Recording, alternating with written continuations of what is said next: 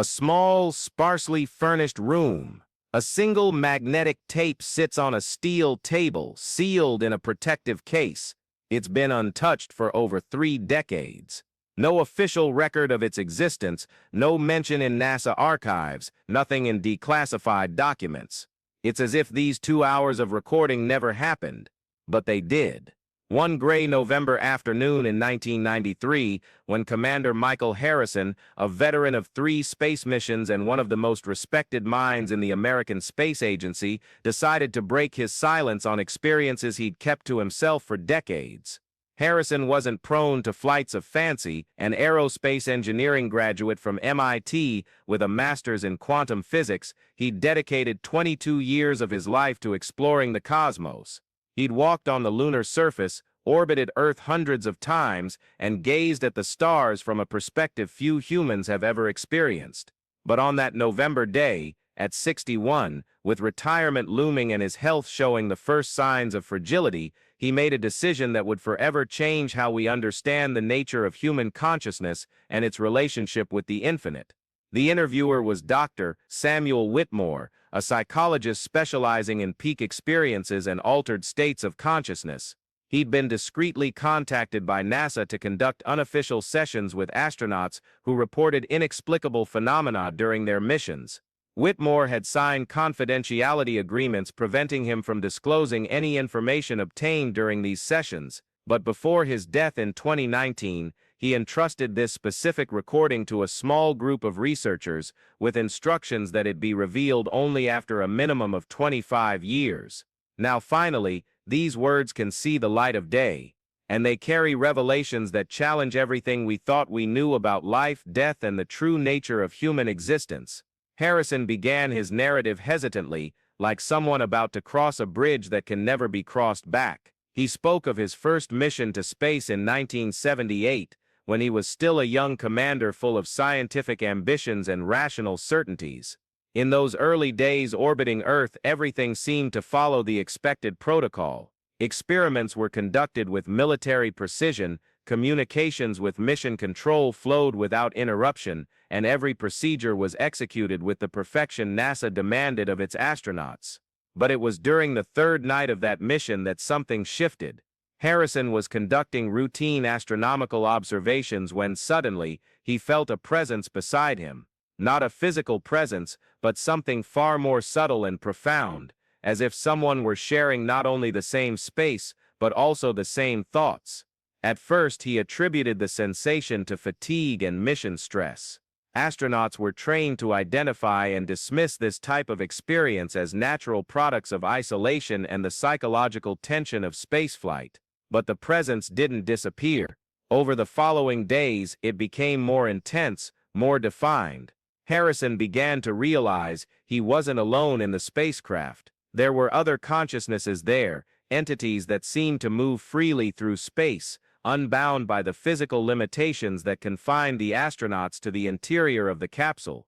These presences seemed to observe him with benevolent curiosity, as if studying a visitor in their own territory. On the 5th day of the mission, something extraordinary happened. While Harrison was performing external repairs on the spacecraft, floating in the absolute void of space with only his pressurized suit as protection against the mortal infinity surrounding him, he had what can only be described as a direct encounter with the transcendent. One of the presences he'd felt during the previous days materialized before him, not physically, but in a way that was more real than any physical experience he'd ever lived. It was his father. James Harrison had died 10 years earlier, the victim of a sudden heart attack that left the family devastated. Michael had never had the chance to say a proper goodbye, to say the words that had been stuck in his throat during the funeral. But there, suspended between Earth and the stars, father and son finally reunited. Communication didn't happen through words, but through a direct transmission of thoughts and emotions.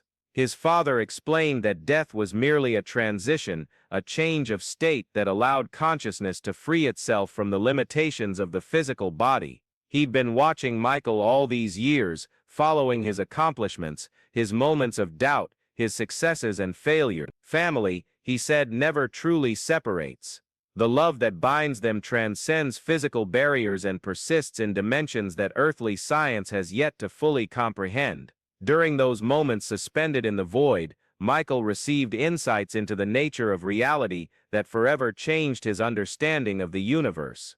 He saw that the cosmos wasn't just a vast expanse of matter and energy governed by impersonal physical laws, but a living conscious organism, full of intelligences and presences existing in multiple dimensions simultaneously. Life, as we know it on Earth, was only a small fraction of a much vaster and more complex reality.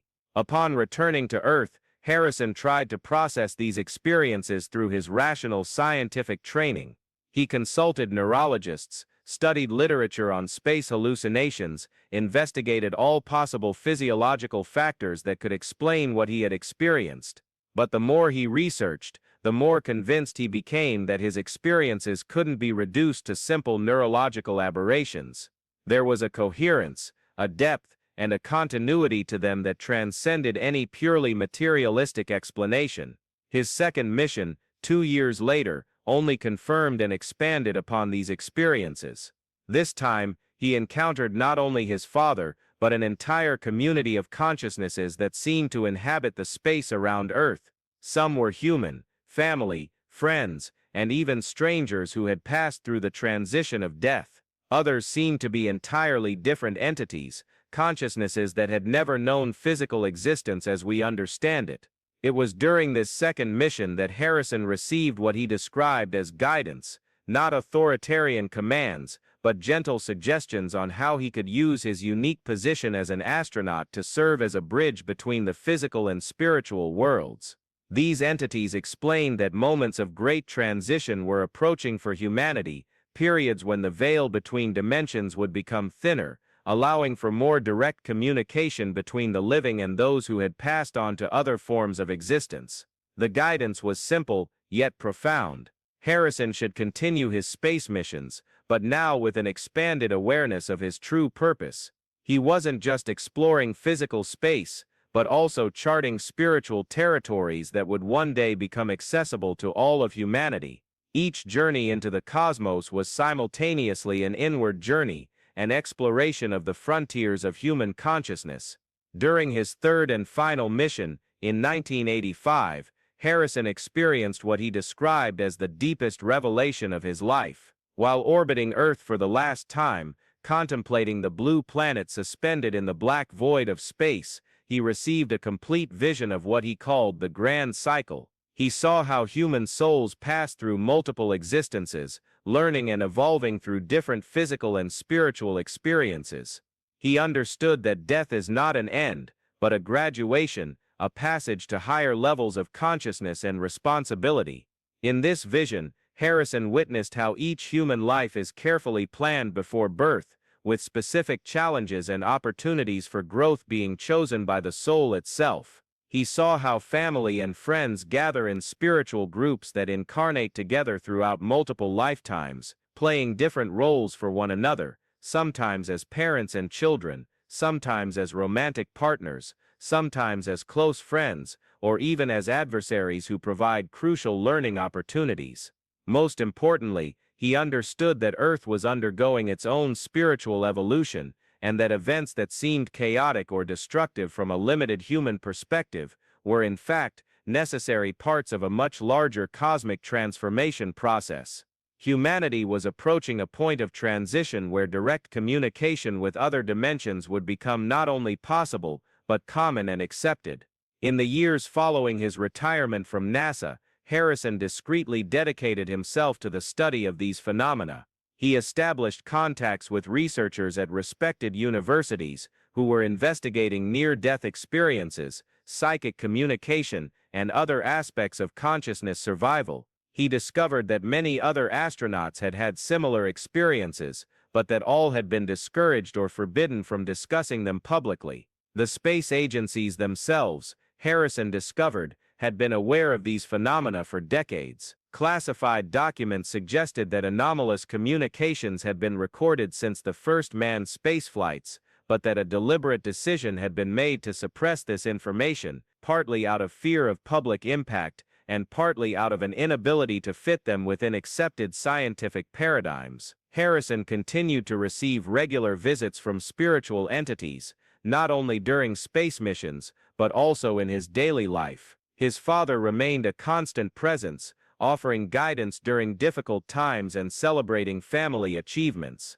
Other deceased relatives also began to manifest, creating a network of spiritual support that Harrison described as more real and tangible than many of his relationships with living people. These communications were not vague or symbolic, but specific and practical. Spiritual entities alerted him to health problems before physical symptoms manifested, guided him in important decisions, and even provided information about future events that later proved correct. Harrison kept detailed journals of these interactions, documenting not only the content of the communications but also the methods through which they occurred. For those of you who have been following these extraordinary accounts and wish to continue uncovering similar stories that challenge our understanding of reality, consider subscribing to our channel, where we regularly share lost documents and testimonials that shed new light on the mysteries of human existence and our connection to dimensions beyond the physical world. Over the years, Harrison developed what he called communication protocols, specific methods for establishing conscious and controlled contact with spiritual entities. These protocols involved specific states of meditation combined with visualization techniques he had learned during his astronaut training.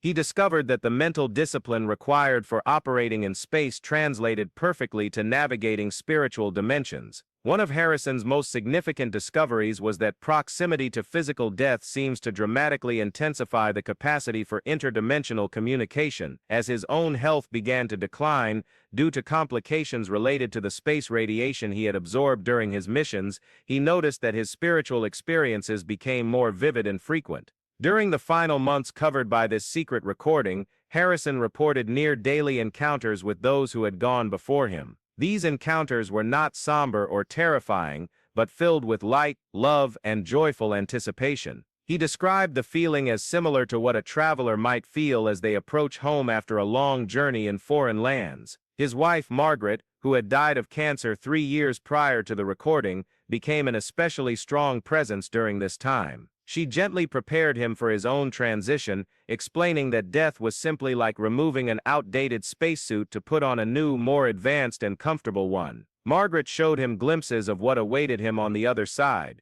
a reality of indescribable beauty where consciousness functions free from the limitations of time and space, where knowledge is instantaneous and love is the fundamental force connecting all things. Harrison also received visits from figures he had never met personally, but who had been significant in his development. Scientists like Einstein and Tesla appeared occasionally, sharing insights into the true nature of the universe that went far beyond their published theories. They explained that much of real science had been suppressed on Earth because humanity wasn't yet ready for the implications, but that the time was approaching when this knowledge would be gradually released. Perhaps the most remarkable of all the encounters was with what Harrison described as the Council, a group of highly evolved beings who seemed to oversee human spiritual development. These entities explained that Earth was essentially a school, a place where souls come to learn specific lessons that cannot be learned in other dimensions. Each human life was carefully orchestrated to provide the exact experiences needed for soul growth. The Council revealed that major shifts were coming for humanity, not catastrophic events but evolutionary leaps in consciousness that would gradually open human perception to multiple dimensions. The increasing reports of near-death experiences, psychic phenomena, and spiritual awakenings were all signs that this transition was already beginning. During one of his final encounters with the Council, Harrison received what he called his final mission. He was instructed to leave behind detailed records of his experiences, hidden in ways that would ensure their eventual discovery when humanity was ready. This secret recording was part of that mission, destined to emerge at exactly the right moment when public consciousness was prepared to receive such information. The Council also explained that many other astronauts, scientists, and public figures had received similar instructions over the decades. A network of bridges was being established, people in positions of influence who had direct experience with other dimensions and who would gradually prepare humanity for the coming expansion of consciousness. As Harrison's physical condition continued to deteriorate, his spiritual experiences became increasingly vivid and transformative. He described beginning to exist simultaneously in multiple dimensions, maintaining awareness of his physical body while also experiencing an expanded state of consciousness that allowed him to travel freely through various spiritual realms. During these journeys, he visited what can only be described as cosmic libraries, vast repositories of knowledge where every thought, action, and emotion that had ever occurred was perfectly preserved. He saw how individual human lives were interconnected in ways that were completely invisible from a purely physical perspective, forming intricate patterns of meaning and purpose that spanned across centuries and millennia. He also witnessed what he called the preparation phases, elaborate planning sessions where souls would choose their next incarnations based on specific lessons that needed to be learned. He saw families being formed across multiple lifetimes, with souls taking turns playing different roles for each other, always working toward collective growth and understanding. Perhaps the most profound revelation that Harrison received during his final months was about the true purpose of human existence. Humanity, he learned, was unique among conscious species because of our ability to function simultaneously in physical and spiritual dimensions while maintaining awareness of both. Most other conscious beings existed primarily in one dimension or another, but humans had been designed to serve as bridges between worlds. This bridge function explained why human emotions were so intense and why human relationships could be both so rewarding and so challenging. Each human interaction was simultaneously occurring on multiple dimensional levels, with repercussions that extended far beyond what could be perceived through purely physical senses. As his final days approached, Harrison described being surrounded almost constantly by loved ones who had passed before him. His childhood friends, military colleagues, fellow astronauts who had died on missions, all came to visit and prepare him for what was coming. They described death as simply taking off a heavy diving suit after a long underwater exploration and being able to breathe freely again. The last major revelation that Harrison shared during his secret interview concerned the nature of time itself. He had come to understand that linear time was purely a function of physical existence. In spiritual dimensions, past, present, and future existed simultaneously, allowing consciousness to move freely through what would appear to be different time periods from a physical perspective. This understanding explained how spiritual entities could provide accurate information about future events. They were not predicting the future so much as observing events that from their perspective were happening simultaneously with present moments. It also explained how past lives could influence current existence, since all lives were actually occurring simultaneously on different dimensional levels. During his very final recorded session, Harrison spoke with remarkable clarity about what he expected to experience during his transition. Based on his extensive communications with those who had already passed, he anticipated a period of life review where every moment of his earthly existence would be experienced from multiple perspectives, not just his own, but also from the perspectives of everyone who had been affected by his actions. This review process, he had learned, was not judgmental but educational, designed to provide complete understanding of how individual choices ripple outward through interconnected networks of consciousness. Following this review, he expected to enter a period of rest and integration, surrounded by loved ones in dimensions of indescribable beauty and peace. Eventually, after whatever time was needed to fully process and integrate the lessons from his earthly existence, Harrison anticipated receiving new assignments, possibly serving as a guide for others still navigating physical existence, or perhaps taking on responsibilities in other dimensions of reality that were currently beyond his understanding. His final words in a secret recording were both humble and profound. He acknowledged that everything he had learned during his extraordinary life was only the beginning of an infinite journey of discovery. The universe he had come to understand was far more alive, more conscious, and more filled with love than any human could fully comprehend,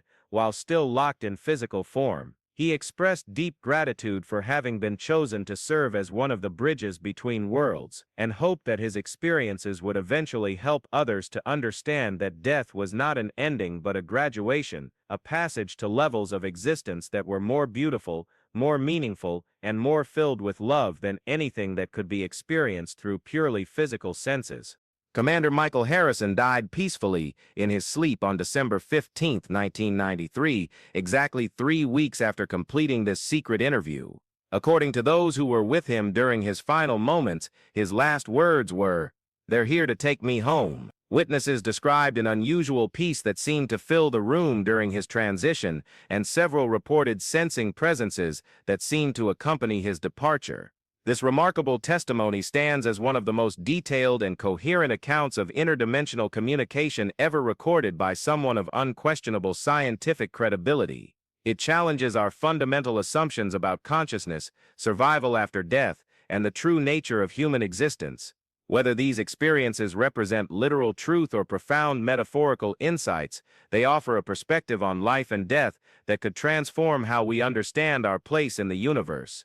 Perhaps more importantly, Harrison's account suggests that we are not alone, not just in the vast cosmos that surrounds our small planet, but also in the profound journey of consciousness that each human being undertakes. Somewhere beyond the boundaries of our physical perception, loved ones continue to exist, to love, and to guide us toward a greater understanding of who we really are and why we are here. As humanity stands on the threshold of potentially revolutionary expansions in consciousness and technology, testimonies like Harrison's may prove to be more than fascinating curiosities.